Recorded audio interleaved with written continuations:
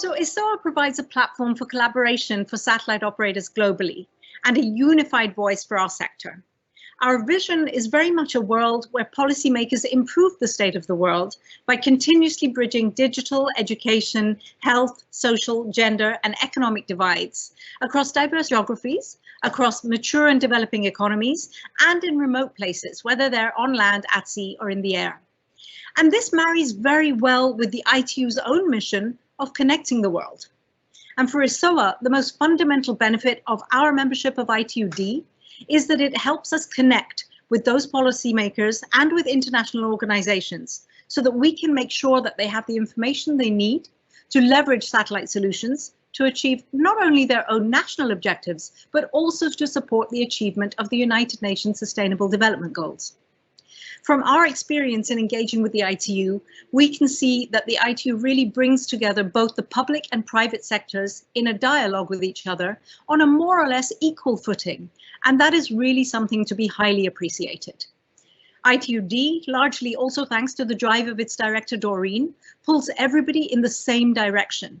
And it's only if we're striving for the same goal and going in the same direction that governments are really going to benefit from the most complete information about different technology solutions and best practices that they need to achieve their goals.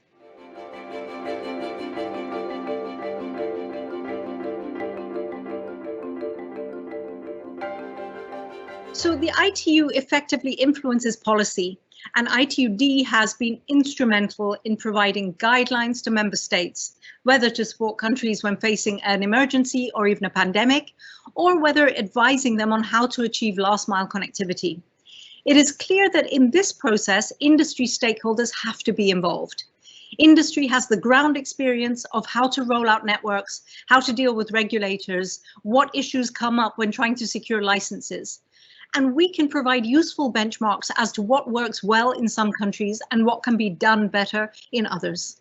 The challenge is for organizations like the ITU to ensure that all relevant industry sectors, which are sector members, can contribute, knowing that there are so many initiatives to follow and not every sector has access to the same amount of resources to cover them. The risk is that if policymaking is unduly influenced or exclusive in some way, it will miss its own objectives and in fact not touch people's lives.